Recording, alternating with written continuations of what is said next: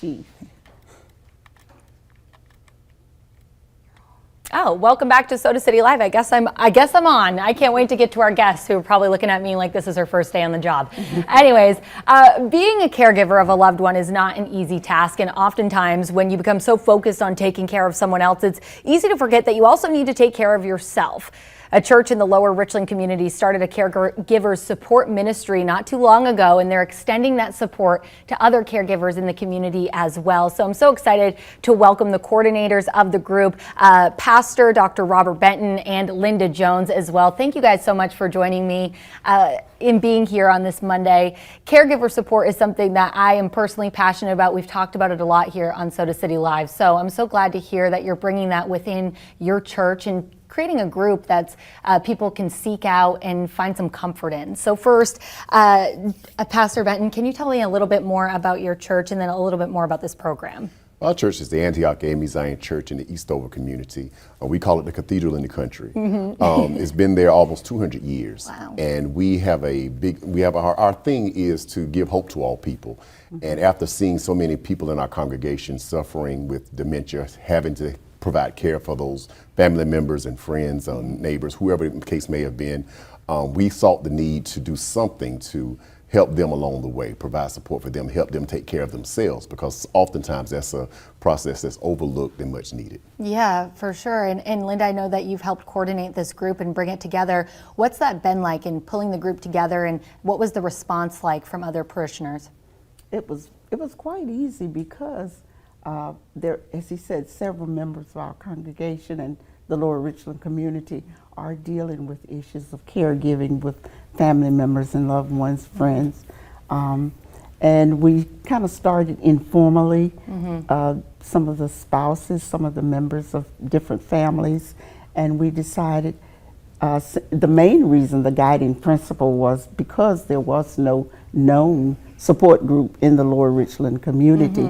And we thought, well, now is a good time because so many people are dealing with the same challenges that we are dealing with. Right. And we wanted to come together. It was an easy process because we'd already made up our minds that we wanted to do it, but we wanted to involve as many other people who saw a need for this type of ministry in our area.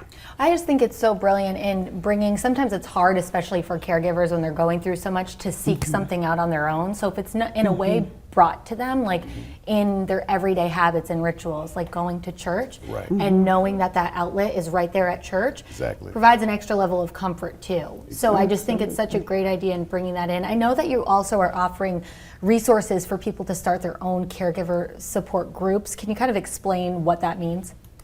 Well, we're in the process of just getting ours started. As a matter of fact, our session this coming Thursday will be the third session in our series of workshops and sessions. But we wanted to provide resources. We've had a session where we just provided resources. We've had a session where we brought some awareness to the issue of caregiving, especially for Alzheimer's and dementia patients. We had Dr. Macy Smith. I know she's used to be a regular on this program. Yes, no, I think she was just in last week. Oh, okay. And she said she's watching today. Hi, hi Macy. You know, she's really got a grip on that sort of stuff and how important it is. So I'm glad to hear you guys have connected. Yes. She's been wonderful to us. Yeah. Very resourceful, and she's been available to Miss Linda to call anytime. Yeah. We appreciate Dr. She's Smith. super passionate about it, and I know that you said you have something coming up on Thursday, somewhat of an event happening. Can you just give us the details of that if someone wanted to come and participate? We're having every second Tuesday of the month, we have our session. We didn't want to wear out our caregivers because we know they have to provide care, but this coming Thursday we're having Reverend Camille Pay.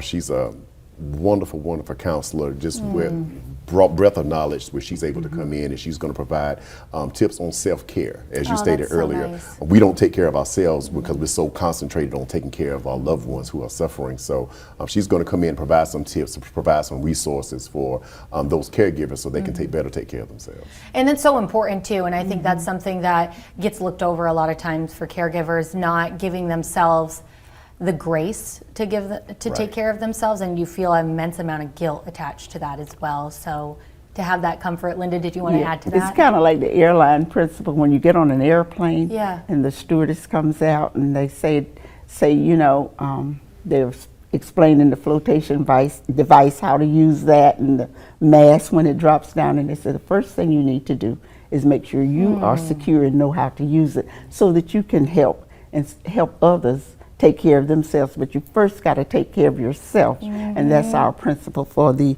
caregivers. It's a great way to put it. You can't pour from an empty cup, right? Yeah.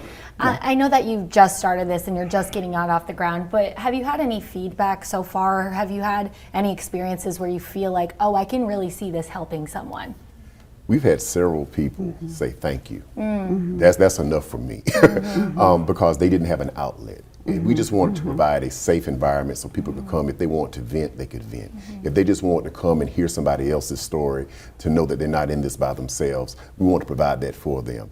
It's confidential. Nobody's going to take their information out, but they do have some place to go finally where they are able to express themselves, not feel guilty, and just know that it's okay, that somebody's going to fight this battle with you, and that's what we're there for. I'm so glad you said that too. You don't have to go and share. You could simply go and just listen. Check it out, right? Absolutely. Feel the support. Absolutely. And I don't think there's a lot of places out there as comfortable in approaching without knowing anyone as a church is, right? You know you're going to be accepted with open arms. So I guess the last thing I just want to ask you, Pastor Benton, is just, you said Linda and another woman have kind of coordinated this. Miss Bostic, yes. Okay, and put this together. What does it mean to have people, within your church that are willing to go above and beyond like that to help others? It means the world. A lot of times people look at the pastor as the one to do everything, but there are so many people within every congregation that are talented, that are willing, that have gone through this themselves or going through it themselves, and they just want to be able to help. And we as pastors have to give them the opportunity to utilize their gifts. That's what God wants us to do. So I'm thankful for Miss Linda Jones, Miss Bostic, that come together and wanted to have this to help those in the congregation and in the community, because it's not about our church, it's about helping those in the community. It really is. All right, Linda, before we go here, as we're wrapping up, can you just tell viewers if they want to come to your regular meetings, when those are, and then also just kind of go over the event happening Thursday? Okay. Our workshop on Thursday will be at Antioch AME Zion Church in Eastover. Anyone who is a caregiver or who has been in the position of being a caregiver is welcome to come. Or if you just want to reap the benefits of having a counselor to talk with you about how to reduce stress and avoid caregiver burnout or avoid burnout period, you're welcome to come. We do this, as Pastor said, every second Thursday of the month at 3 o'clock at the church. Okay. That's where we're meeting, and we're meeting face to face in person. Some meetings will be virtual. However, we want to be in person as much as possible because we need that one-on-one kind of cohesiveness with the care persons who are giving care. But it's open to anyone who wants to come on Thursday. We would love to have you. Do we have the flyer information? She just, pulled up all the info. Yep. Oh, okay. So we have that Okay. info for folks, and we'll of course post it on our website too, wistv.com. But thank you so much for coming in and sharing Thank you more for about having what us. you're doing. It's so important. So thank you for doing that and providing for the Lower Richland community an outlet there. That's definitely needed. So appreciate your time. Thank you for having us. Yeah, of course. We have much more Soda City Live coming up in just a couple minutes. Stay with us.